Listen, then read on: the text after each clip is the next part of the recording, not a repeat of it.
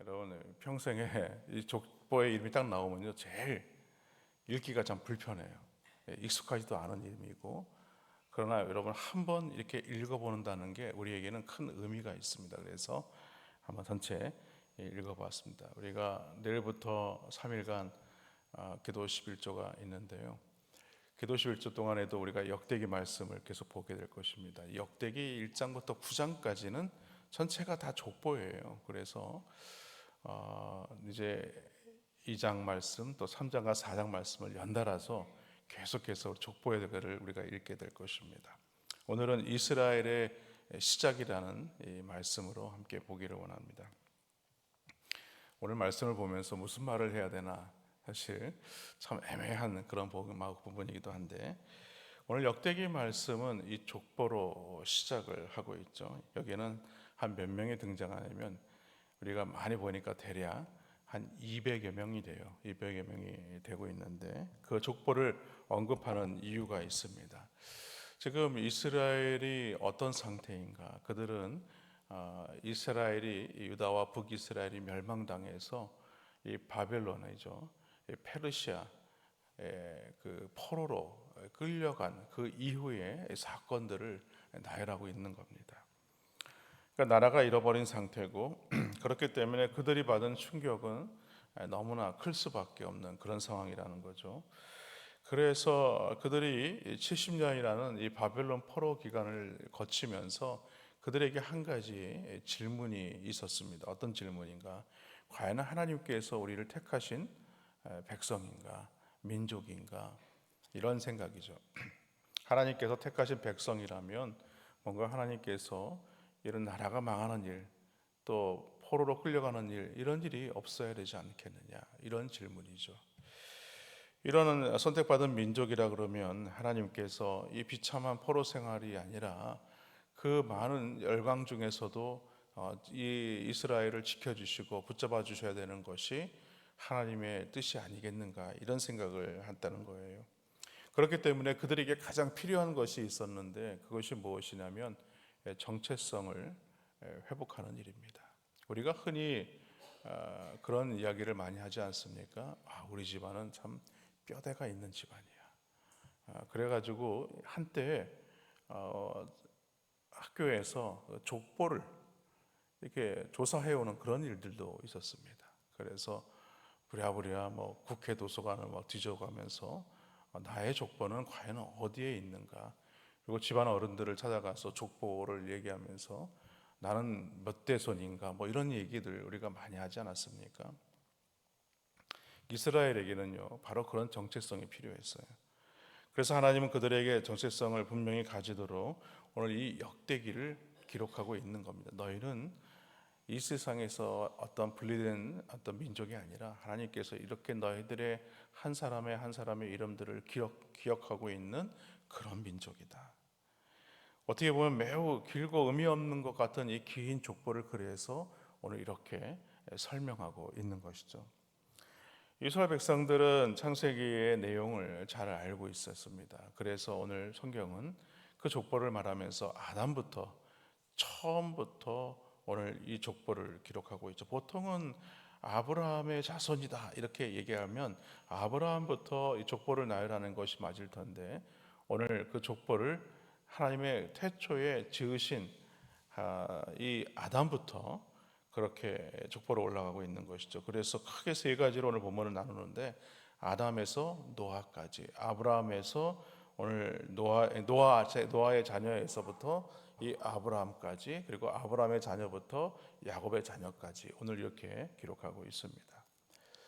오늘 본문에 보면 아담부터 아브라함까지 족보가 기록되고 있는데요, 이스라엘 족보의 시작이 아브라함부터가 아니라 아담부터다라는 것을 다시 한번 상기시키고 있죠. 이것은 우리 하나님이 어떤 분이신가? 우리 하나님은 온 우주 만물을 창조하신 하나님이시다.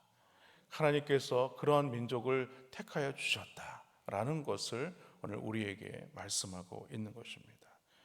그러므로 우리는 하나님께서 이 모든 인류를 구원하시기 위한 그 하나님의 이 백성, 민족을 삼으시기 위해서 오늘 이스라엘을 선택하셨다라는 것을 말씀합니다.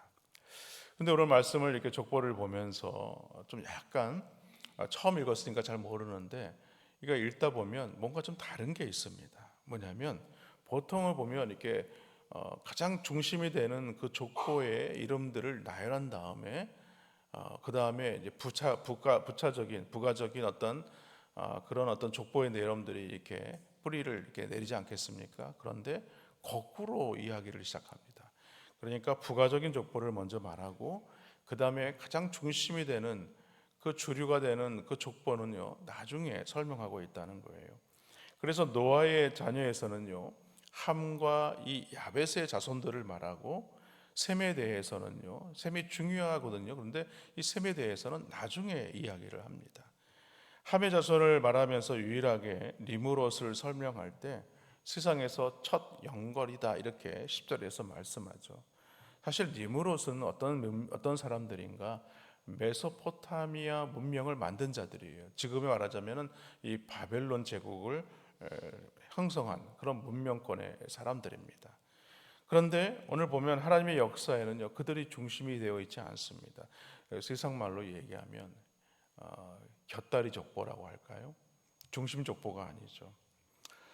아브라함의 자손도 그렇습니다. 아브라함의 자손도 오늘 28절로 33절 말씀에 보면 그 아브라함의 족보 중에 가장 중요한 족보가 이삭이지 않겠습니까? 그런데 이삭이 아니라 오늘 이스마엘의 족보가 먼저 등장을 합니다. 그러니까 아브라함 다음에 이삭의 족보가 기록되어야 되는 것이 맞는데 언약의 자녀인 이삭이 아니라 육신의 자녀인 이스마엘이 먼저 이렇게 기록이 되고 있어요. 이것은 이스라엘뿐만이 아니라 이방 민족과 온 열방을 구원하시기 위한 하나님의 사랑을 표현한 말씀이죠. 여기에 이스라엘을 선민으로 부르신 이유가 있다는 겁니다. 그래서 하나님께서 이 모든 민족들을 부르시기 위한 방편으로 오늘 이 이스라엘을 선민으로 택한 백성으로 세우셨다는 거예요. 그리고 34절로 오늘 마지막 54절 말씀에도 보면요, 이 야곱의 형이었던 에서와 에돔 족속의 족보를 말하는 것도 이와 같다는 겁니다. 보통 보면 이삭의 아들 야곱을 이렇게 얘기를 해야 되는데 야곱을 말하지 않고 에서 그리고 에돔 족속을 먼저 설명한다는 겁니다. 이것은 하나님께서 이 이스라엘도 사랑하시지만 이방 민족의 될 자들도 그들도 사랑하신다. 그들도 구원하신다라는 것을 말씀합니다. 지금까지의 족보는 바로 이스라엘을 위한 족보로 해도 무방합니다만 하나님은요 오늘 이 이스라엘을 통해서 오늘 이방 민족들을 구원하시기 위해서 이처럼 부가적인 어떤 족보들을 먼저 이렇게 설명하고 있다는 거예요.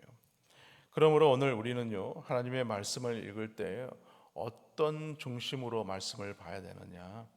그러니까 이스라엘을 중심으로 해서 하나님의 말씀을 보아야 한다는 것이죠. 사실 페르시아 제국, 바사 제국, 그 페르시아 제국에서 이 이스라엘은요 이름도 없는 민족입니다. 에스더서를 우리가 보았지만 사실은 이 이스라엘 민족은 그 페르시아 안에서도 사실은 잘 알려지지 않은 민족들이에요. 그들이 어떤 족속인지도 잘 모르는 그런 나라였습니다만 그러나 오늘 하나님의 나라의 주인공으로서 오늘 이렇게 족보를 기록하고 있는 것이죠. 그러므로 하나님의 역사에 이 주인이시라는 것을 믿는다면 우리는 하나님의 이 말씀 그리고 하나님께서 이끌어 가시는 이 역사가 얼마나 중요한가를 살펴보아야 하는 것입니다. 그래서 오늘 이 역대기를 기록하고 있는 것입니다. 그러므로 우리는 역대상을 쓰게 하신 이 목적을 생각해 보아야 되는 것이죠. 그러므로 오늘 우리는요 이스라엘을 선민을 삼으시고 그들에게 오늘 이 성전과 제사와 이 율법을 주신 이유를 분명히 알아야 하는 것입니다. 하나님이 그들을 사랑하시지만 그들을 통하여서 많은 열방들을 구원하시기 위한 하나님의 계획 가운데 있다. 그리고 너희는 하나님께서 택하신 민족이다. 왕 같은 제사장이다 라고 오늘 우리에게 말씀하고 있는 것입니다. 그러므로 성도는 어떤 자들인가? 하나님께서 부르신 하나님의 자녀라는 거예요. 그 정체성을 잃어버리지 말라는 겁니다. 때로는 우리 가운데 여러 가지 원인과 또 경우가 있겠죠. 그것 때문에 우리가 힘들어할 수 있습니다. 왜 과연 나에게 하나님께서 구원하신 백성이라면, 하나님께서 오늘 이스라엘을 구원하신 백성이라면 이스라엘이 왜 멸망당해야 되고 왜 바벨론으로 포로를 70년 동안 이름도 없는 민족으로 살아야 했는가? 그러나 하나님은요, 오늘 그 민족을 통하여서 오늘 죽어가는 많은 영혼들을 구원하시기 위하여 오늘 우리를 부르셨다는 것이죠. 그러므로 우리는요, 오늘 이스라엘의 이런 정체성을 오늘 성도들도 가져야 한다. 그 정체성을 놓치지 않고 믿음으로 살아가야 된다. 그것은 나만 믿고 예수 믿고 구원받는 것이 아니라 누군지 예수 그리스도를 믿는 자들에게는 하나님의 이 구원을 허락하신 것처럼 오늘 우리를 통하여서 많은 자들에게 이 구원을 선포하시기 위함이다 라는 것을 오늘 우리에게 말씀하고 있습니다. 바라기는 오늘 하나님께서 우리를 부르신 분명한 그 이유와 목적 잊지 마시고 성도라는 어떤 정체성, 그리스도인이라는 이 정체성이 무엇인가를 다시 한번 기억하고, 뿐만 아니라 나는 더 잘한 교회의 성도다 라는 이 정체성을 놓치지 말고 믿음으로 여러분들의 믿음의 신앙생활을 굳건히 하시는 귀한 은혜가 있기를 주님의 이름으로 간절히 축원합니다.